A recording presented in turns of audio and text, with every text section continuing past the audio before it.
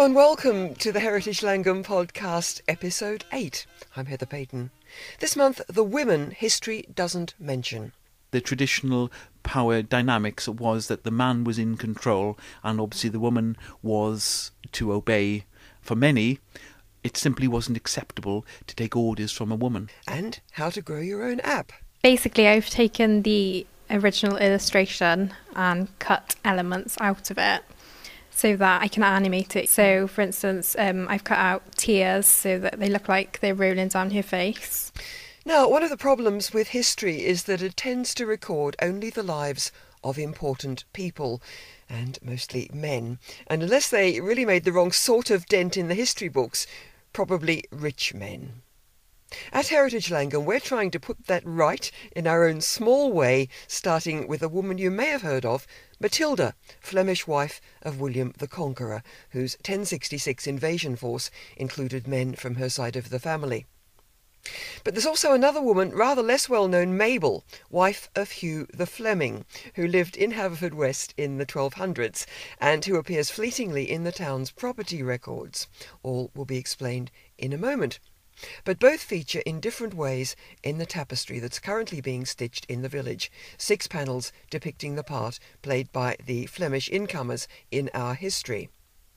Local historian Dr. Simon Hancock knows about both Matilda and Mabel, and he started by telling me why he thought Matilda was special. She comes across as being a very formidable individual. I think in the 1970s it was mentioned that it was calculated from part of her skeleton that she was 4'2" in height. That's been more or less sort of disproved now, although she possibly wasn't much more than 5 feet in height. She was very diminutive, but what she lacked in stature, I think you could say she more than made up for in terms of ability and character, and her marriage to William in 1051.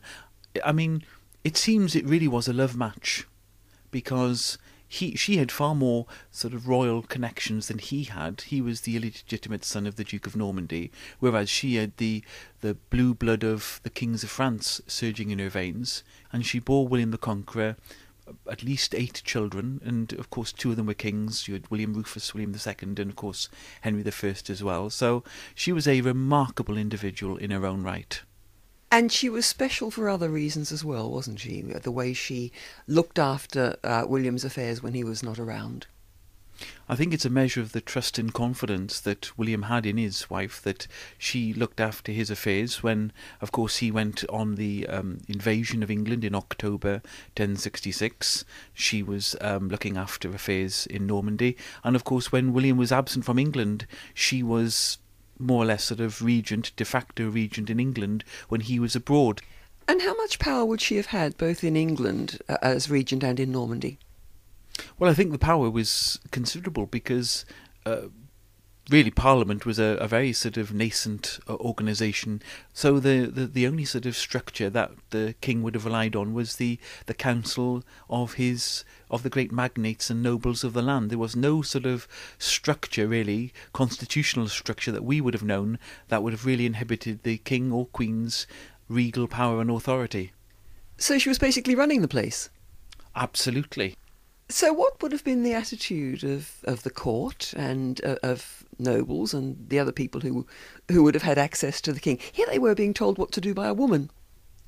I'm sure that that disturbed many consciences, especially of in a very sort of brutal age. It's almost difficult from a 21st century perspective to put your mind back to the mindset, the mental furniture of somebody who's living in the 12th century. I mean, it's almost impossible to do because people's upbringing and outlook would have been so unimaginably different from what we understand today, where what was accepted, what was considered acceptable was so different. But obviously, the traditional power dynamics was that the man was in control and obviously the woman was to obey. Even though she was of regal status, it still was desirable to have a man rather than a woman. And of course the civil war, which occurred in England after the death of Henry I between Stephen and Matilda, showed that for many it simply wasn't acceptable to take orders from a woman. How unusual was she then? Because certainly other women of noble birth would have run their husbands' estates when they were away at war or at court or whatever. So how unusual was Matilda? Well, I think it probably was unusual because it's an early part of our post-Norman history, but one hasn't got to go too far to find remarkable women in their own right. You've got perhaps the greatest example is Eleanor of Aquitaine, who was the wife of Henry II, but then you've also got people like Eleanor of Castile, who was married to Edward I, who had a great deal of interest in Haverfordwest, and she was notorious for being very, very money-grabbing and very litigious, and she got her husband to get her the lordship of Haverford.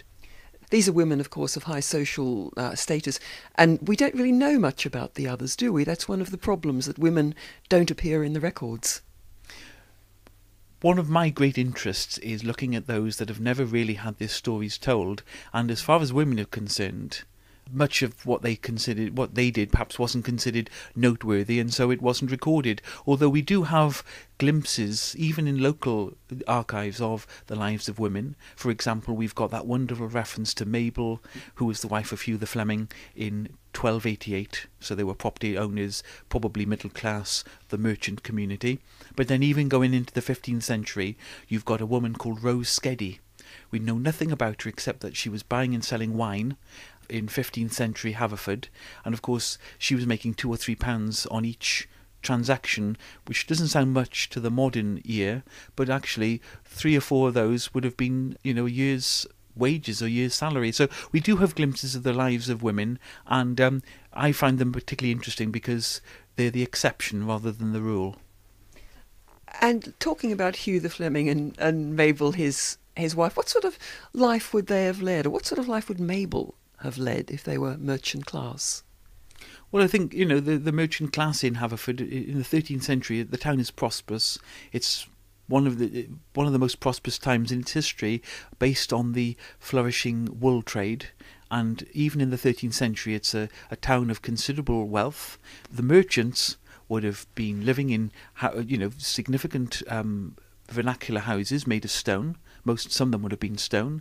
They would have had servants. They would have ate well. They would have dressed well. And of course, Mabel, being the wife of Hugh the Fleming, who was a property owner, would have had a life of, we wouldn't say considerable privilege, but she would have had a decent and comfortable existence.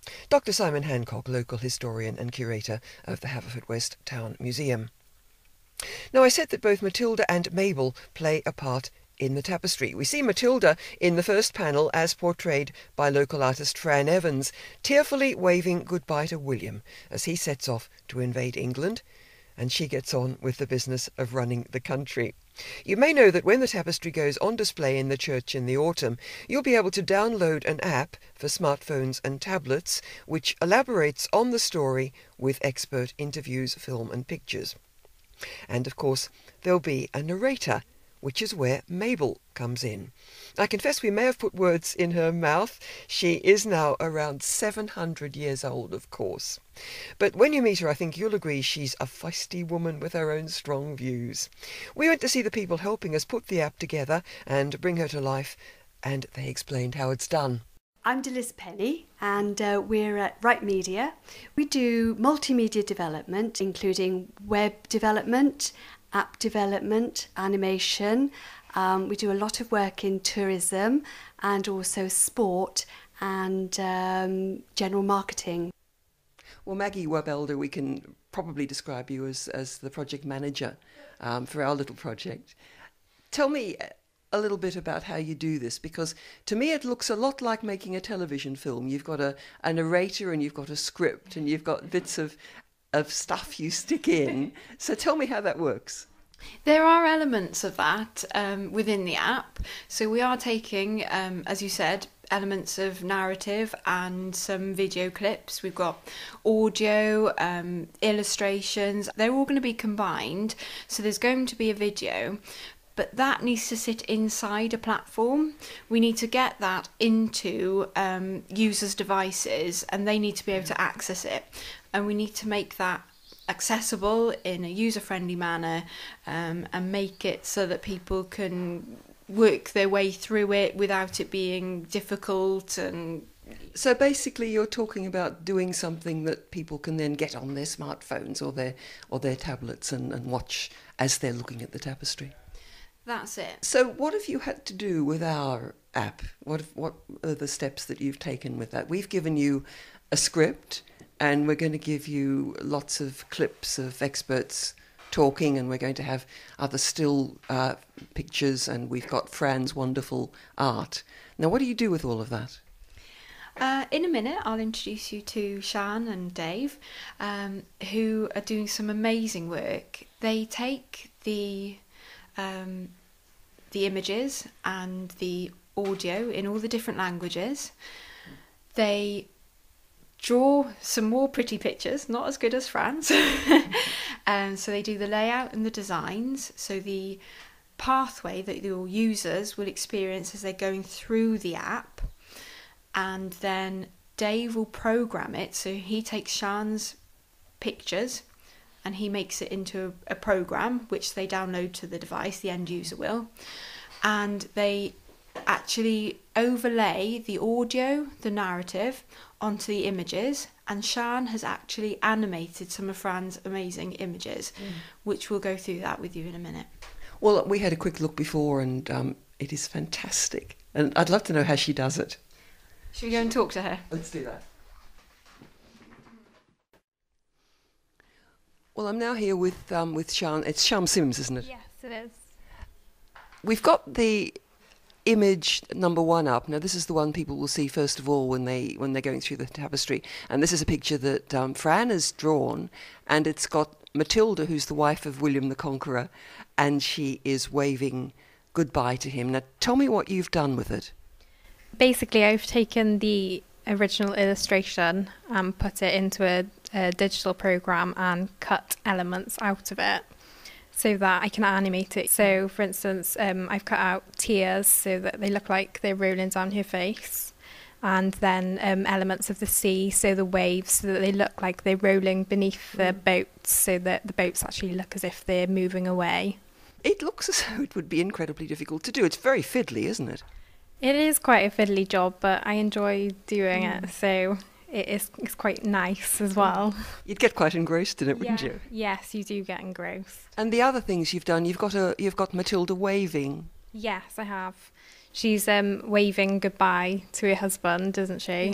Yeah. I thought that was quite a nice illustration. Yeah. And other ones, you've got animals moving, and you've got all sorts of things happening. How long did all this take you? It didn't take as long as you would think, but I think the initial one, so this first one probably took the longest. It took a few hours, and then once you get into the sort of like into the swing of it, then it's far easier to do the other illustrations. What's your background? I mean, it looks as though you've got a lot of the artist in you. I'm a graphic designer, but I've become web designer, so I am mostly digital design. And Fran's images are, they were largely drawn by kids, school kids.